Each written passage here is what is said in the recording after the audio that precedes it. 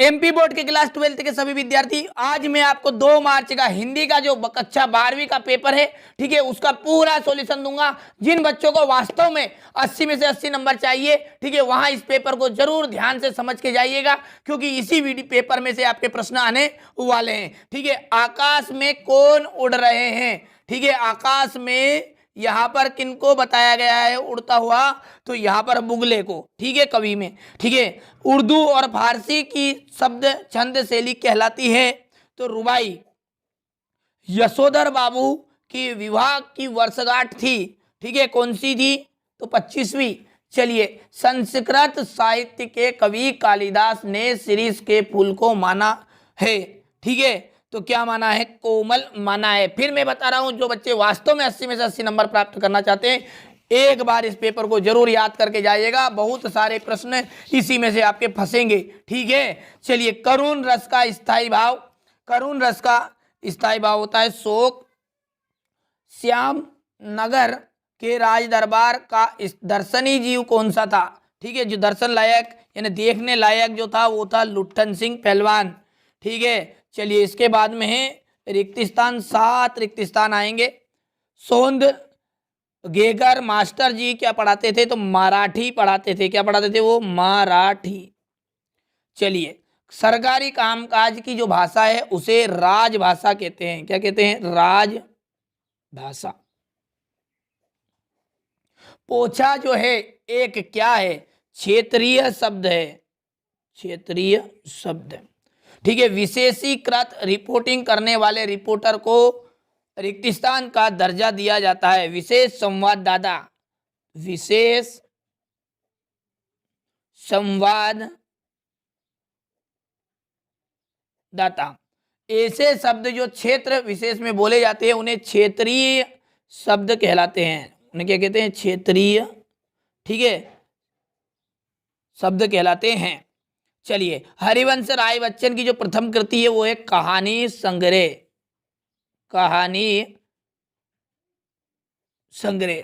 ठीक है, 7वां देखिए, संक्षेपण का जो सामान्य अर्थ होता है संक्षेप में कहना, संक्षेपण। चलिए, अब क्वेश्चन नंबर 3 की यदि बात करते, इसमें है सही जोड़ी। 6 नंबर की सही जोड़ी आएगी आपकी। थोड़ा सा छोटा कर लेते हैं, यहां से देख लीजिए। ठीक है, ये क्वेश्चन नंबर आपका 3 हो गया है, ताकि सारी चीजें क्लियर आए आपको नजर। चुंबक का जो जादू है वो चुंबक का जादू चढ़ता है लोहे पर। राष्ट्रभाषा की यदि बात करें तो संपर्क की भाषा को राष्ट्रभाषा कहते हैं। झिलमिल देह नील जल में, अंदर बाहर, ठीक है, शब्द युग्म। भक्तिन का जो वास्तविक नाम है, ठीक है, भक्तिन का जो वास्तविक नाम था वो था लक्ष्मीन। और कविता का पहला उपकरण होता है शब्द। अब क्वेश्चन नंबर 4 में है एक वाक्य में उत्तर। ध्यान दीजिएगा, अब क्वेश्चन नंबर 4 में है एक वाक्य में उत्तर। चलिए, तो यहाँ पर मैंने पूरे एक वाक्य में उत्तर को लिख लिया है, यहाँ से बढ़िया से स्क्रीनशॉट ले लीजिएगा। चांद सिंह का गुरु का क्या नाम था? पहलवान बादल सिंह। 2 या 2 से अधिक व्यक्तियों के बीच होने वाला संवाद, ठीक है, संभाषण संवाद कहलाता है। अनुच्छेद लिखने से पूर्व क्या कहलाना चाहिए, क्या करना चाहिए? तो रूपरेखा और संकेत आदि बना लेनी चाहिए। तुलसीदास स्वयं को क्या कहलवाना आज पसंद करते हैं? राम का गुलाब। स्लेट पर मलने की, किसे मलने की बात कही? तो लाल चाक खड़िया।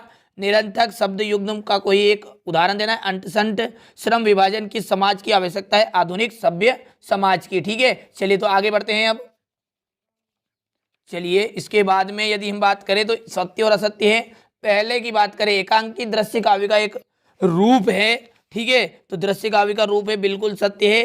ठीक है, इसके बाद में यहाँ पर असत्य, तीसरा भी आपका असत्य है। भगत जी का चूरन हाथों हाथ बिक जाता था, ठीक है, ये आपकी सत्य है। इसके बाद सत्य, यहाँ पर छठा आपका बिल्कुल एकदम सत्य रहने वाला है। रीतिकाल को श्रृंगार काल के नाम से क्यों जाना जाता है? ये 2 नंबर का प्रश्न है आपका। नई कविता, ठीक है, नई कविता की 2 विशेषता है। शीतल वाणी में आग होने का क्या अभिप्राय है? निबंध को गद्य की कसौटी क्यों कहा गया है? इसी के अथवा प्रश्न आएगा। जीवनी और आत्मकथा में कोई 2 अंतर। भक्ति के आ जाने से महादेवी वर्मा और अधिक देहाती क्यों हो गई? पानी दे गुड़धानी दे मेघ से पानी के साथ गुड़धानी की मांग क्यों की जा रही है? ठीक है, कविता के प्रति लगाव से पहले उसके बाद अकेलेपन के प्रति लेखक की धारणा में क्या बदलाव आया? ठीक है, ये क्वेश्चन नंबर 10। और इसके बाद यदि बात करें, देख लीजिए पूरा पेपर मैं आपको बता रहा हूं एक एक चीजें। देखिए हमारा जो उद्देश्य है आपको किसी बहकाव में नहीं रखना है, से केवल और केवल यही उद्देश्य है कि आप अच्छे अंक प्राप्त करें। ठीक है, आपसे कोई 1 रुपया शुल्क किसी को नहीं देना, ना हम मांग रहे हैं ना किसी और को देना है आपको। ठीक है, मैं सारे पेपर आपको उपलब्ध कराऊंगा, वो भी एकदम रियल वाले। ठीक है, जितनी चीजें मैं दे रहा हूं वो कंप्लीट करिए, भरोसा रखिए। ठीक है, यही प्रश्न आपके वार्षिक परीक्षा में आने वाले हैं। यहां पर देखिए ये क्वेश्चन नंबर 17 हो गया है। इसके बाद क्वेश्चन नंबर 18, ये 19, और यहां पर देखिए ये क्वेश्चन नंबर 19 का अथवा है। ठीक है, चलिए 19 के बाद में आपका आ जाएगा क्वेश्चन नंबर 20।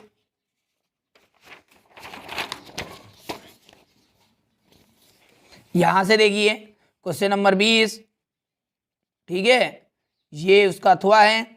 क्वेश्चन नंबर 21, ये उसका अथवा।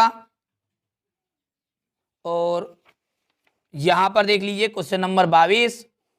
ठीक है, और अंतिम जो है ये क्वेश्चन नंबर 23 है।